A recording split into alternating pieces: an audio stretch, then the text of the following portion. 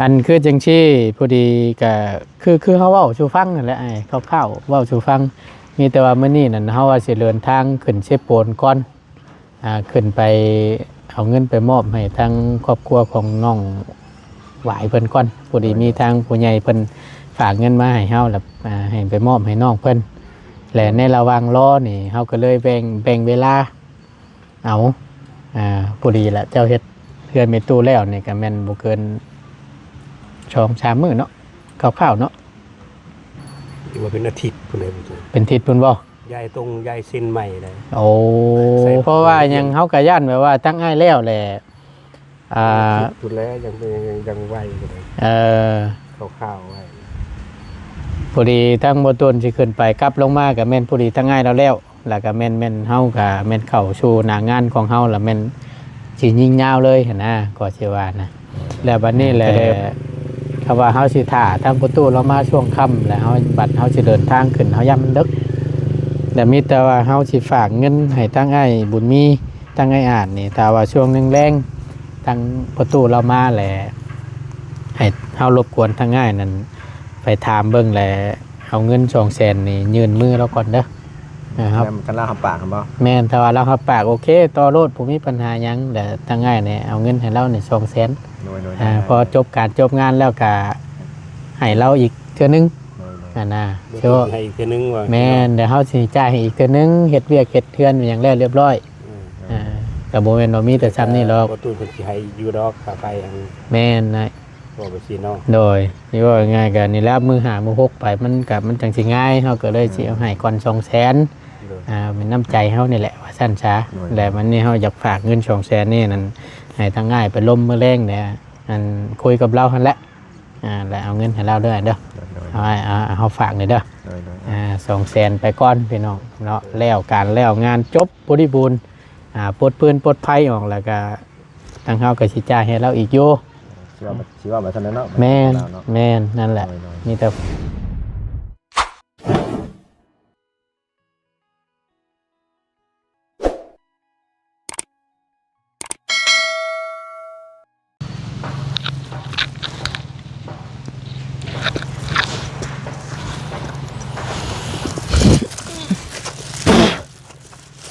โอเคพี่น้องเอาเนาะจังหวะสิต่ำผู้ประจักษ์ล็อกพี่น้องเลยทางประตูนก็ตั้งกล้องใส่มุมหลังเอาเนาะใส่กล้องหลังเอาเบิ่งก่อนยันตะเหมาะอยู่ประจักษ์ขออนุญาตเด้อพี่น้องเด้อโอเคมาบ้านนี้มาต่อกันบ้านนี้พี่น้องทั้งประตูนได้มานั่งมาโอบมาล้มเนาะในคลิปนี้ก็คือคุยเรื่องฟืนเรื่องไฟนี่แหละพี่น้องเรื่องไฟฟ้าที่จะต่อเฮ็ดเทือนมีตู้อายุ6 ปีเนาะได้ผู้ได้คนโอ้เพิ่นก็คอยรุ่นคอยเสียอยู่พี่น้องเอาก็เป็นอีกผลงานเนาะของประตูอีกชิ้นหนึ่งว่าสั้นซะที่จะได้ที่ได้รับมอบหมายจากทางผู้ใหญ่ใจดีทางพออัมพรกับเมติกเนาะที่ให้ทางบอตูนเป็นสะพานบุญให้อีกข้อนึงทางบอตูนก็ดีใจเนาะที่ได้ทางพ่อกับแม่เพิ่นคอยซัพพอร์ตแล้วก็ไว้เนื้อเชื่อใจทางบอตูนโดยตลอดมารวมถึงทั้งผู้ใหญ่หลายๆท่านที่เพิ่นไว้วางใจยังเชื่อมั่นกับตัวบอตูนเนาะให้บอตูนเป็นสะพานบุญให้ทางบอตูนก็ดีใจสิทำหน้าที่ของบอตูนให้ดีที่สุดเนาะขอบบุญขอบคุณในลายเอาก่อนเดินพี่น้องกราบสบายดีและสวัสดีเด้อพี่น้องเด้อสบายดีกันเบิดสุขุสุคนบ่ว่าสิอยู่ในและกระต่างประเทศก็ยินดีต้อนรับเข้าสู่ช่องประธานป้องชาแนลคือเก่าพบเจอกันกับบอตูนในคลิปนี้เนื่องจากว่าพี่น้องทางบอตูนได้ประลุมแล้วมือเศร้านี่หรือว่าช่วงเที่ยงและพ่อแต่ทั้งมีตู้หัวสันทั้งปูผัวผัดโบยูคำผลเรามาจังสิได้ลมได้แอนได้ลมกับเราเนาะเรื่องฟืนเรื่องไฟคุยกับเมียนะกับบสุดขาดคือว่าหันและกับบุติเพิ่นพี่น้อง เป็นเพื่อนน้าบ่าวแล้วอีกคนหนึงที่เป็นญาติพี่น้องกับทางเมตุอายุ6 ปีคือจังซี่พี่น้องทั้งบ่ตูนสิลำเลียงและอธิบายให้ฟังในคลิปนี้เนาะขอแห้งแล้วมันขออนุญาต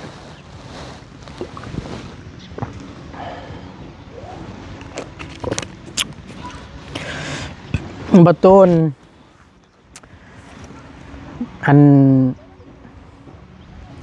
วางแผนแล้วนี่พี่น้องในระหว่างรอทางเมตู้สร้างไอ้บุญมีไอ้อาจเราเฮ็ดเทือนเมตู้นี่ก็ว่าได้เปลี่ยนผ้าเป็นหยังใช้ไม้ผ้าเชล่าแหละ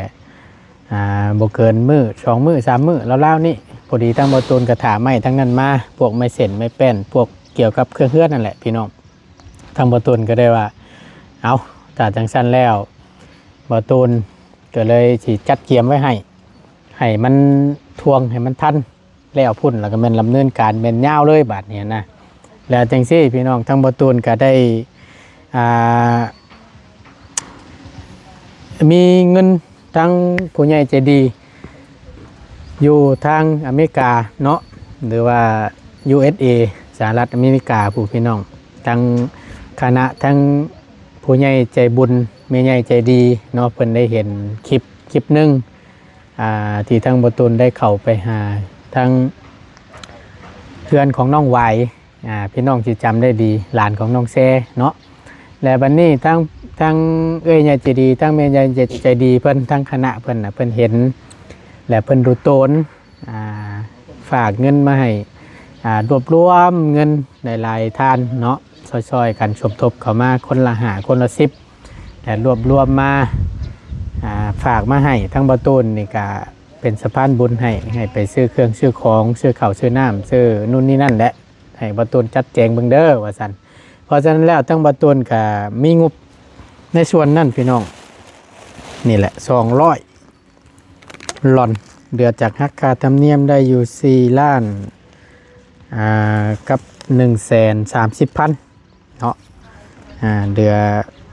สำนี้พี่น้องเลยนี่4ล้านกับ130,000 กีบเนาะตีทางบ่ตูนจีไป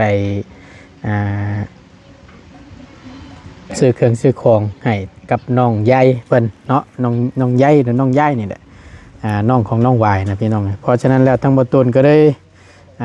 สิอัดคลิปนี้เดี๋ยวแจ้งทางพ่อแม่พี่น้อง FC ให้รับผู้น้ำกันเนาะบ่ตูนสิหาเวลาช่วงจังหวะ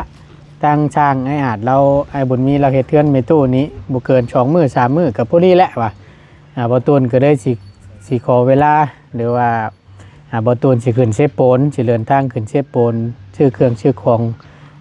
ในชุดนี้แล้วหลายทางบ่ตูนก็สิได้กลับลงมากับบ่เกินมื้อ 1 2 มื้อบ่ตูนกลับลงมาก็แม่นทั้งนี้แล้วพอดีแต่ก็แม่นเป็นดำเนินการต่อเฮือนเมตู้อายุ6 ปีเลยนะพี่น้องทางบ่ตูนก็ว่าสิมาแจ้งให้ทางพ่อแม่พี่น้อง FC ให้รับผู้น้ำกันเนาะถ้าว่าบ่ตูนเดินทางขึ้นมื้อนี้ก็สิช่วงค่ำๆแหละพี่น้องฮอดพุ่นก็สิมืดแหละเพราะว่าก็สิเอารถจักรนี่แหละขึ้นสิเอารถจักรรถมอเตอร์ไซค์นี่แหละขี่ขึ้นไปจากพระลานชัยไปฮอดเชโปนพี่น้องแล้วบัดนี้ที่แรกต้องบ่ตูนว่าจะนั่งรถโดยสารขึ้นก็โดยความที่มันบ่สะดวกสบายเพราะว่า1มาแหละมันกระจากนี่ไปก็ประมาณเกือบ100 ลักนี่แหละมันก็สิเยื่องขึ้นพุ่นละพระลานเจตมวกเมืองพีนเชโปนก็ว่าเว้านี่มันก็ง่ายอยู่พี่น้องแต่ว่าบัดไปมันก็ใช้เวลาหลายลักเติบแล้วเลาะเกือบ100พุ่นบ่จักแล้วเพราะฉะนั้นแล้วทั้งบ่ตูนก็สิเอารถจักรนี่ขึ้นไปก่อนขี่รถจักรขึ้นไป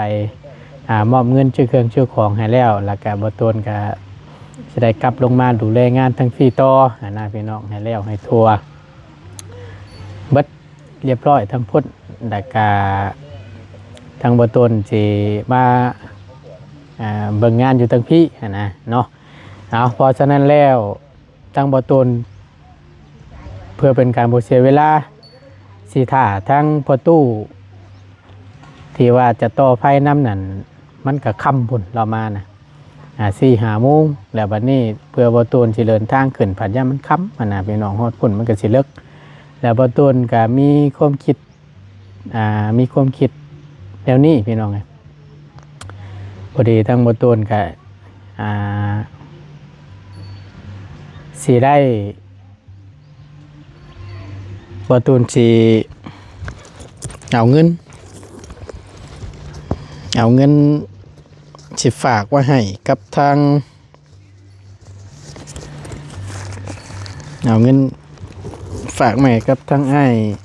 บุญมีกับอ้ายอาจนี่แหละถ้าว่าช่วงแรงก็สิหารบกวนทางอ้ายเราและบ่ตูนสิเอาเงินจำนวน 200,000 นี้เสียไปให้ทางพ่อตู้เราเนาะก็ให้ก่อนแหละพี่น้องเดี๋ยวจบงานจบการแล้วก็บ่ตูนก็สิเอาให้อีกแล้วจังค่อยว่ากันตัวนี้เป็นตัวเปิดทางก็สั้นซะเนาะแต่ว่าแต่ปากมันก็บ่คือนั่นแหละพี่น้องเพราะฉะนั้นแล้วเฮาก็น้ำจิตน้ำใจเฮาก็ให้ไปก่อนพอได้ซื้ออยากซื้อกินค่าน้ำค่าในแล้วก็สุดแล้วแต่เราสิไปเฮ็ดหยังเนาะอันนี้ก็เป็นน้ำใจทางเฮาก็ให้เราก่อนเพื่อว่ามื้อหน้า5-6ไปแล้วก็มันจังสิสะดวกสบายมันจังง่ายนะพี่น้องเว้าแต่ปากมันก็คือจังใดอยู่ทางประตูนก็ได้ว่าสิเอาเงินจำนวนนี้นี่เอาให้เราก่อนแล้วงานแล้วก็จังค่อยให้เราอีกเทื่อนึงเพราะฉะนั้นแล้วทางประตูนก็สิฝากน้ำอ้ายบุญมีเอาไปให้แล้วพอเมื่อวานนี่ทั้งง่ายเราก็ได้นั่งล้มกันก็ล้นเติบเราอะเนาะล้นเติบถามไปถามมาเพราะว่าญาติพี่น้องทั้งประตูนาบ่าวของมีตู้อายุ6 ปีผัดมีอยู่ที่นู้อยู่คุ้มเดียวกันซ้ำเราว่าโอ้ยเนาะเราว่าเอาพอฉันก็ดีแล้วล่ะพี่น้องเนาะก็เลยนั่งนั่งล้มกันก็ถามคือจังซี่แหละคำบ่ไปล้มบ่ไปพบพ่อก็แม่นบ่ฮู้นะก็เป็นการดีพี่น้องเนาะหูจักหักเพลงกันไว้ก็คือว่าหั่นแหละ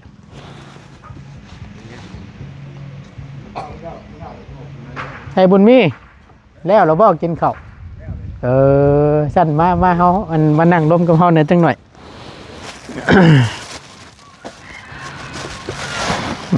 มานั่งร่วมกับเฮาก่อนจังหน่อยนึงโอเคเอาย้ำมาปิดนั่งเชียงขางเขาหน่อยสบายดีนะ โดยสบายดีไอ้โดยเอามันโบเย็นได้หักกินเสียบๆเลยใช้ไอ้อาดเด้เด้อน้ำพระเอกก็เจ็บแค่นี้ วันนั้นมันเองได้ชี้เขียว โมเมนต์ได้ตัวนี้แจ็คซีเมนรถยังอันนี้เนาะเคนตาลุก ป่ะแม่นเคนตาลุกเอากินข้าวอิ่มแล้วก็ของหวานตามเอาโดยกินข้าวกับยังน่ะย้ำมาพี่ก็ได้ยันเบอร์มันนั่นกินไก่ก็หม้อชมป่ะนี่ไก่อยู่ดอกน้องเพิ่นไปทั้งได้จ้ะนั่งน้องด้วยไหนนั่นแหละ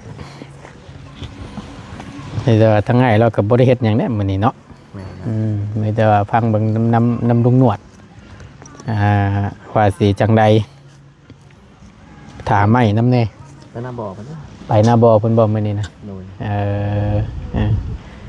อันคือจังซี่พอดีก็คือเฮาเว้าสู่ฟังนั่นแหละไอ้คร่าวๆเว้าสู่ฟังมีแต่ว่ามื้อนี้นั่นเฮาว่าสิเดินทางขึ้นเชฟโปนก่อนขึ้นไปเอาเงินไปมอบให้ทางครอบครัวของน้องหวายเพิ่นก่อนพอดีมีทางผู้ใหญ่เพิ่นฝากเงินมาให้เฮาแล้วให้ไปมอบให้น้องเพิ่นและในระหว่างรอนี่เฮาก็เลยแบ่งเวลาเอาพอดีละเจ้าเฮ็ดเพื่อนเมตู้แล้วนี่ก็แม่นบ่เกิน2-3 มื้อเนาะคร่าวๆเนาะว่าเป็นอาทิตย์พุ่นน่ะเป็นทิศพุ่นบ่ยายเส้นใหม่เลยโอ้ใส่ของเอี่ยมอีกได้มีปองเยี่ยมเนาะบ่วันนี้น่ะมีของเอี่ยมแล้วมันมีอาจจะมีบานประตูใหญ่พร้อมใดเป็นอาทิตย์พุ่นใดคือว่าอาทิตย์ไปปลายพุ่นใดหมดเดือนนี้พอดีครบไม่ครบตอกอีกได้บ่แม่นธรรมดาได้ไม่50 โตปอตามที่ไล่มาไว้เข้าๆนี่ได้ไล่มันเรียบร้อยแล้วเรียบร้อยเลย50 โตไม่48นี่บ่คิดผิดได้จ้ะนี่เนาะก็ถือว่ายังให้บ่ตูนเล็งนั่นให้ถือว่าใช้เวลาอยู่นี่เนาะ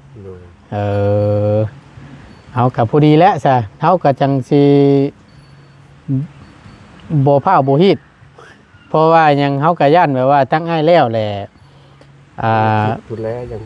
งไหวอยู่เลย ข้าวๆไว้ พอดีทั้งบ่ต้นสิขึ้นไปกลับลงมาก็แม่นพอดีทั้งง่ายแล้วแล้วก็แม่นเฮาก็แม่นเข้าสู่หน้างานของเฮาแล้วแม่นสิยิงยาวเลยหั่นนะก็สิว่านะก็เลยว่าจัดแจงมาไว้ให้แล้วก็เรื่องฟืนเรื่องไฟก็มี บ่แล้วบ่ตูนเพิ่นงานบ่ตูนนี่ขึ้นก่อน บ่ห่วยช่างว่าแต่ เพิ่นสิสั่งไม้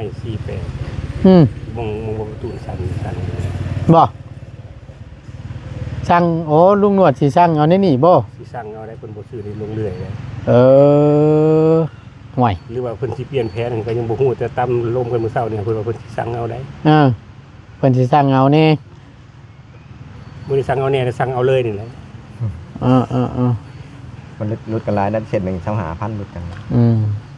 แม่นอยู่แต่ว่าเฮาสั่งอันนี้แหละก็มันก็สิบ่แพงปานใด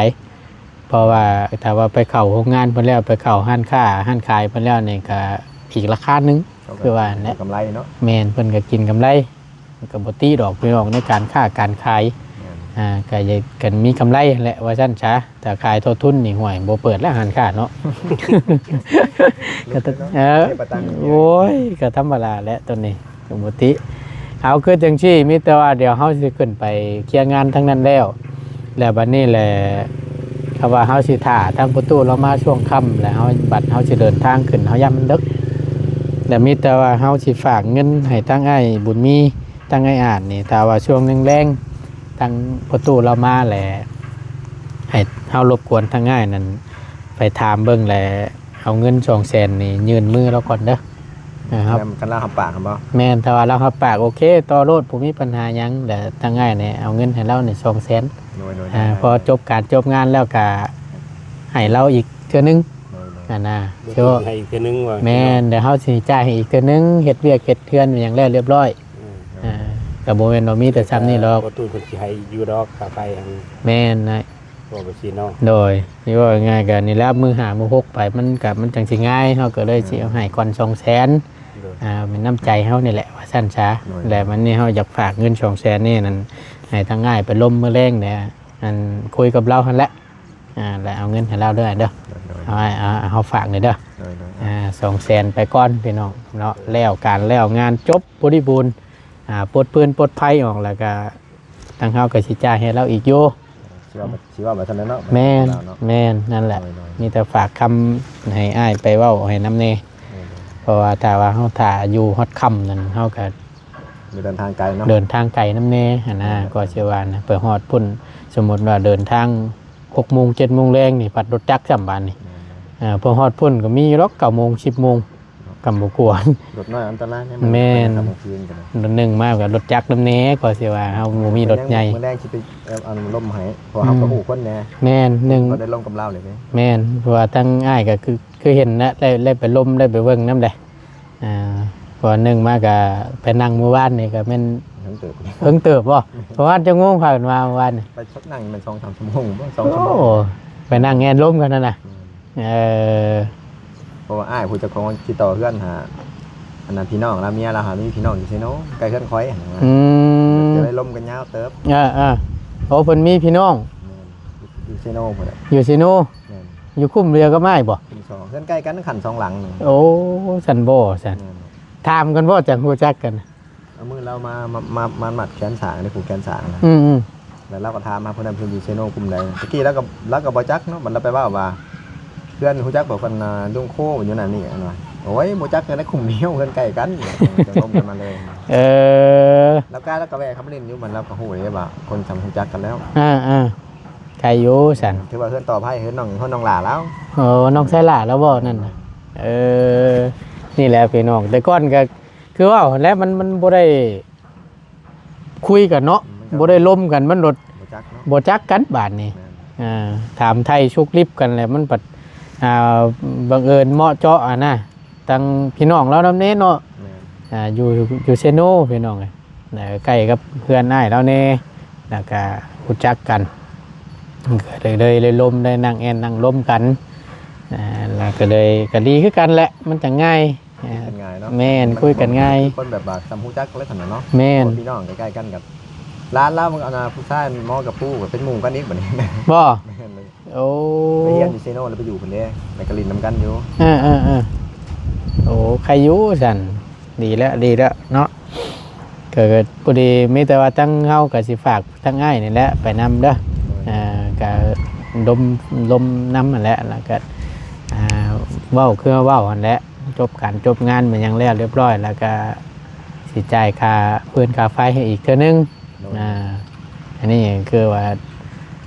ตัวน้ำร่องว่าสั้นช้าเปิดทางช้า คือตัวเปิดสาร ตัวเปิดเปิดสาร แม่น ขั้นเปิดตัวนี้ขั้นเปิดตัวนี้นี่เปิดเราได้มีดเลย แม่นบ่มันสิไว้แล้วเลยติ โมเมนต์ยังพี่น้องแต่ว่ามันเฮาลมซื่อๆมันก็ ตายได้ประตู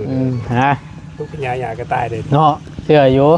แต่สิลมซื่อๆมันก็คือจังใดอยู่นะแต่เฮาก่อด้วยปากเป่ามันก็แม่นอยู่ก็เป็นน้ำจิตน้ำใจเฮาและก็ยืดในเราก่อนมันจังง่าย เดี๋ยวเราก็บ่จักว่าให้เท่าใดเนาะ แม่น วันมาแล้วให้แต่แสนนึงแล้วก็ยังบ่พอใจ ยันเราบ่พอใจอีก เฮาให้แล้วเริ่มต้นให้ยึด เออ เดือนแล้วไพ่บ่ฮอดเดือนเนาะจริงถ้าเดือนบ่ฮอดที่2เดือน แม่นแต่ใส่อีหลีนี่ก็บ่ฮอดคือว่าหั่นแหละ ถ้า2สิประมาณนี้บ่ฮอดเนาะ คือว่าให้น้ำใจเนาะ น้ำใจเฮาว่าซั่นซะเราก็ซอยเด้แล้วก็มีน้ำใจซอยแล้วก็ให้ไปก่อนเฮาก็อาศัยเพิ่งกันและกันนั่นแหละว่าซั่นซะเฮาบ่ว่าดอกก็สิกินข้าวคำเดียวมันก็มันบ่ยิ้มดอก คือว่าเพิ่นมาไปเลี้ยงงัวมาแลงก็สิย่างไปใหม่ แม่นก็ต่างไปล้มน้ำมันเป็นนั่นน่ะคุยกันก็มีแต่ว่าทางง่ายอาจกับไปเบิ่งแหน่ทางแม่ตู้เลย 2เทื่อยังบ่ไปเลย เนาะสองเทื่อยังบ่ไปอยู่ ให้มันรอก็หมู่ครับ เว้ยไอ้งามงอนเนาะสิตกกระป๋องบ่จักหรอกเนาะ เมื่อใด บ่ ๆ ตาย นอนบ่ได้นะ โอ้มีธุระน้อยหนึ่งคนก็ได้เมื่อเอาป้าขึ้นจากน้ำเดี๋ยวมาเลี้ยงเครื่องโคกไปดิ มันสิใหญ่อยู่ เอาอย่างนะ เอาปลาขึ้นจากน้ำเลยมาเลี้ยงเครื่องโคก เอาปลาอยู่เส้น ปลาอยู่ในหนอง เอาขึ้นมาเฮ็ดหยัง เอาขึ้นมาเลี้ยงที่เครื่องโคก มีแต่ปิ้งเท่านั้นแล้ว ว่าตัวว่าเล่นคือว่าเพิ่นสิทมน้องสาเพิ่นสิเอาทีแล้ว โอ้ ทีนี่เป็นทีเพิ่นนะทีเพิ่นน้องสา กิน เพิ่น ไก่เฮือนเดี๋ยวเขาปลาเฮิงแล้วมีน้องปลาพอปล่อยปลา มันสิทมนินไปสิเฮ็ดโรงเรียนแหละเพิ่นเอาปลาขึ้นเช้าเห็นบ่ก็เลยเอาขึ้น โอ้ ทมไปก็มันสิได้ปลา เอ เพิ่นก็เลยเมื่อทำเฮ็ดภารกิจเอาปลาขึ้น สิได้ร้านได้หน่อยน่ะ ปล่อยจากทุ่ง 2ถุงหมดบ่จากปลาเนี่ย2-3ถุงนี่แหละ น้องใหญ่ น้ แต่ อง บ่ ก็บ่ได้ใหญ่นะประตูซ้ำนี่แหละซับเบอร์กันนี่ เกิดหนึงมันฮอดเงินบ่ บริเวณนี้เนาะโอ้กว้างเติบเด้นี่ แต่ความยาวผมฮอดแล้วเพิ่นคงมี อ๋อดวงยาวบ่ ความยาว เขาเพิ่นสิทมน้อง รวมน้องเฮ็ดโรงเรียน เศษโรงเรียน สั่งโรงเรียน เอาก็เลยไปดูดน้ำเอาปลาขึ้นก่อนไปเอาไปขายแล้วเนาะ ก็คือร้านได้หน่อยเนาะจังเรือจังไร คือว่าถ้าปล่อยไปหลายเนาะเจ้าว่าบืนไปเบิดได้ประจักษ์ จังหวะฝนตกหลายเถื่อ ช่วงฝนตกครึ้มนั่นพี่น้องเจ้าว่าไปเบิดได้ประจักษ์ดูดน้ำบกนั่นแม่งเนาะหาปลา เมืองใดนี่ก็เมืองใดนี่ก็ไปนั่งเบิ่งอยู่ บ่ ยังหลายอยู่ ใครอยู่ ก็ไปดูได้เช้าเนี่ย เฮ็ดได้จ้ะ แง่เราเลยได้ทำได้ทำนั่นเรือแล้วก็ยา กี่ตมเพิ่นไว้ได้ฉะของว่าเอ้าบัดน้ำได้ซะให้ ปลาคิดได้แบบซ้ำนี่เลย ตากิเลสมันน่ะโอ้ ผมน้ำกลุ่นออกมาเลยเนาะไปจังไปเกินเพื่อนยานะมันเพราะว่า3-4บ่อน้ำไปเบิ้ลเลยน้ำพอกันคู่จนน้องซามันสูงกว่าหลายเพื่อน แล้วก็คิดว่าเขาสิคุดหน้าเขาหน้าสิคุด มันเป่งออกไปเลยมา เพียงออกในคลอง โอ้แบบว่ามือ ตัดคันเลย ให้มันเพื่อขึ้นมาเป็นไปบ่ได้ดอก ต้นเพื่อน เราก็จะรถจกมาจก มือไมโครขูดล่องปล่อยไปเลยป่านนี้มีทางไปอยู่บ่น้ำกัน กระเทียดินลง อ๋อ ทั้งหน้าท่ามันก็ไปเลยเป็นก่อยไปเลยไปทอดข้างหน้าหมดเลย ใครอยุ่สันกันว่านั่นน่ะเนาะเด็กเติบประจักษ์น้องเนี่ย ก็มองมันที่แอวนะ เพลงเอวถมหรือสีลายเติบอยุ่เนาะ แต่ว่าร้ายเติบ โอ้อยู่ว่าเป็นร้อยรถกูจะเลย ตัว เพราะมันกว้างได้ เราก็เลยเมื่อบัดนี้ ปลาขึ้นกันนะ เมื่อปลาขึ้นแต่น้ำมาเลี้ยงบนบก เดี๋ยวว่าเดี๋ยวมาตัวที่เจ๊ถ่ายไปที่มาเจอตาอาดเดี๋ยวว่าประสดประสานแม่เคยดอกเคยเบาดูว่าผมม่วนพอให้มีสีสันพี่น้อง คลายเครียดเนาะแม่นและพอหยอกเว้าโนโหมวนซื่อ เดี๋ยวบางคนก็คิดว่าอาจว่าควรก็ขอโทษว่าพี่น้อง แม่นดีเนาะ แม่นแล้วก็มีแต่บ่แม่นดอกเนาะหัวม่วนซื่อพี่น้องเฮ็ดได้ซะ สีสันให้มันได้หัวแหละพี่น้องเอ้ย สิเป็นตึงครึ่งเครียดแล้วมันก็บ่ว่าติเนาะก็มีบทม่วนบทหัวนำได้บ่บัดเข้าหน้างานเพิ่นก็มีช็อตเพิ่นคือกันอยู่ได้ก็ได้หัวน้ำไม้แล้วนี่แหละ เอาก็มีแต่ตามนั่นได้เนาะเฮาฝากนำแน่เดี๋ยวเฮาไปเคลียร์งานเฮาทั้งพุ่นแล้วก่อนเดี๋ยวเฮาสิลงมาก็คือเว้าได้พี่น้องก็ได้ลมเฮาได้ลมกับทั้งน้องเพิ่นแล้วล่ะพักพิงก็ แต่ประตูนี่ได้ไปย้ายข่าวเลยแต่ว่า ฮะ ได้ไปย้ายข่าวเลยแต่ว่า ย้ายข้าว ย้ายข่าวไปได้ประตูนะเรื่องไฟ ประตูเพิ่นบ่ย้ายข้าว ได้ไปเว้ากับเราได้นี่พี่ ก็เพื่อนที่เฮาสิต่อไผนี่เฮายังบ่ทันได้ลมกับเรา เราบ่อยู่ เราบ่อยู่มื้อนี้นะตอนแรงเราเข้ามา ได้ลงกับใครได้ลงกับ เมีย เมียเรา เมียเราก็ว่าสิบ่บ่ ได้ย้ายข่าวเลย เดี๋ยวได้เว้ากับเมียแล้วนะ แต่ก็เชื่อไปแล้ว ซื้อไปแล้วเนาะ ห้องไว้แล้วน้ำเมียเราแต่ว่ามันก็คือเราเว้าน้อยๆมันบ่สุดขาดน้ำแล้วเราต้องลมทั้งประตูมาก่อนเรา อยู่น้ำผัวเนี่ย ทำผลเรามานะเราไปเลี้ยงงัว คือบ่ตูนม่อมเฮาไปเว้าแล้วก็มอมเงินให้เพิ่น แม่นเฮาฝากอันในทางง่ายนี่ตอนแรงเรากลับมาแหละอ้ายแหละไปล้มน้ำแล้วก็มอบเงินส่วนนี้ให้เราก่อนนะ เขามาหับกระหม่อมจังมีเลยเนาะ เอาแล้วแหละคนละแสน เบิ่งหลังใหม่อีก แล้วก็อยู่ก็คงสินั่นอยู่ดอกเพราะว่ามันเป็นพี่น้องเดียวกันนี่เนาะก็คงสิ สิเข้าไปหาผู้เราเป็นอ้ายหันของเขาเรื่องกับเราแล้วก็แต่มันขึ้นแล้วก็นั่งนำกันเลยนะก่อนก็บอกว่าก็สิง่ายอยู่เนาะเพราะว่าเจ้าที่ภารกิจเราไปพุ่นอยากสิมาล้มเองอยู่หาบ่เห็นเนาะแม่นอธิบายเราฟังนั่นแหละถ้าไปอยู่ล้มจนค่ำเพราะว่าเพิ่นก็ขึ้นนี่สิขึ้นไปไกลอยู่แม่น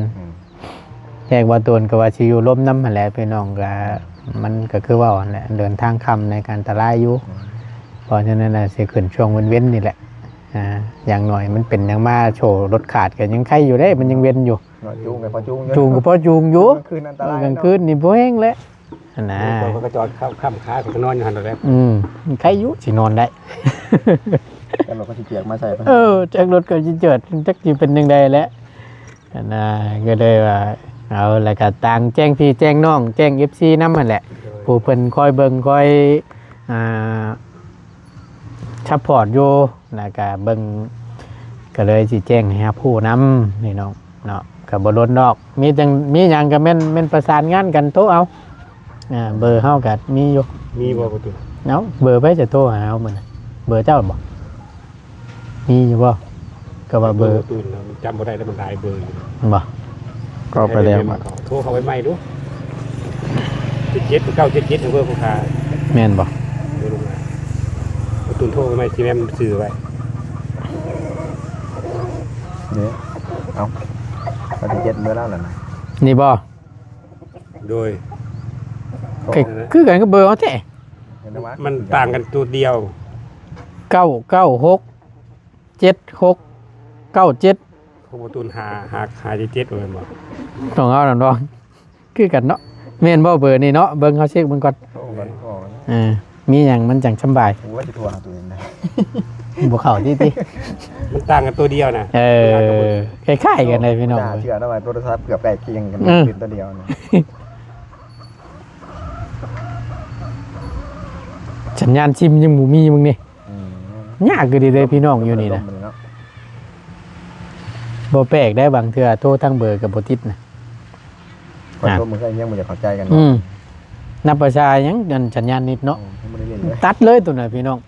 นี่แหละบ่ต้นก็จังว่าคำว่าพ่อแม่พี่น้องหรือว่าทางผู้ใหญ่ใจดีเพิ่นอยากโอลมหรือว่ามีหยังแลติดต่อบ่ได้เลยให้ฝากข้อความไว้เด้อพี่น้องเด้อเนาะ ใส่ ประตู เออ มันรู้ต่างกันไปเดิม มันต่างกัน 97 ต่างกันเป็นเลข6นั่นแหละ เบิ่งอ่ะ กับเลข2 ใช่ เออ 97คือกันนะ เอาก็ยังเว้าอยู่เบิ่งโดดบัดนี้เบอร์เฮาน่ะเบิ่งเอาพิมพ์ชื่อไว้ก่อน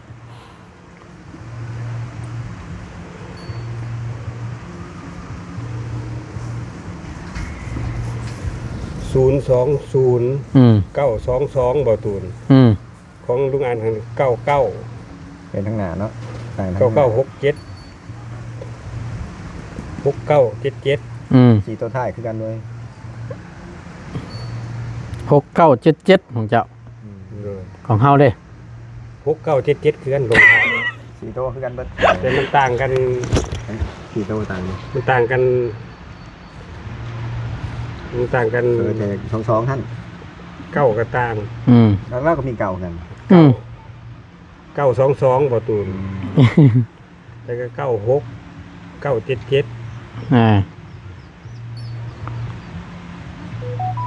โอเค สีตัวถ่ายเป๊ะกันเลย เนาะจังว่าลุงหนวดจังว่าอันดงเลยเราอ่ะนึกว่า เจ็บสีนะเนาะ ต้องเช็บชื่อไว้แหละนั่นแหละมีแต่ว่าจังชั้นแหละ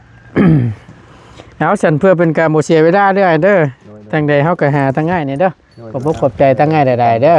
โดยเฮาก็จะได้เดินทางขึ้นก้อนบัดนี้เดินทางก่อนพี่น้องเลยเอาก็ถือว่าทั้งบ่ตูนได้แจ้งทาง FC เนาะเบิดสุขุสุคนและผู้ใหญ่ใจดีเบิดทุกท่านทางบ่ตูนก็จะได้เดินทางขึ้นเชฟโพนเด้อช่วงแรงๆแล้วเก็บการเก็บงานประมาณจักมื้อ2มื้อแล้วก็ทางบ่ตูนก็สิลงมาเบิ่งหน้างานอยู่ทั้งพุ่นอีกเทื่อนึงพี่น้องแต่ว่าแล้วไว้ก็บ่ตูนก็สิลงมาไว้ก็บ่ได้ปะได้ถิ่มงานทั้งพี่ก็ได้เพราะว่าก็ต้องได้เข้ามาอยู่นํกันนี่แหละจนมันแล้วมันทั่วพุ่นแหละแล้วก็จังว่ากันเนาะไปสันทางเข้ากับคนเด้อบัดนี้เด้อไปคอนบาทนี่อยู่ดีมีแฮงคือกันแหละ ปลอดภัยเด้อ โดยคือกันในเอาขอบคุณในหลายพี่น้องที่เข้ามาเป็นกำลังแห่งใจ และติดตามรับชมคลิปโหลบ่ขาดโฆษณาเนาะทางบ่ตูนขอตัวจบคลิปปิดคลิปลงไว้เพียงแค่นี้ก่อนอยู่ดีมีแฮงเจอกันคลิปหน้าเด้อพี่น้องเด้อสบายดีเด้อจังใดก็ฝากนี่เด้อไอ้เด้อโดยนะโดยโดยสาธุเด้อพี่น้องเด้อเนาะดีใจอยู่ได้ทั้งเฮาก็ได้ที่พี่น้องเพิ่นบ่ปะบ่ทิ่มก็สิว่านี่นะไปบ้านนี้อยู่ดีมีแฮงพี่น้องเอ้ยน้องเพิ่นก็ไปบ้านนาบ่อกับลุงหนวดว่าซั่นก็เลยเงียบๆแน่จักหน่อยนึงเนาะ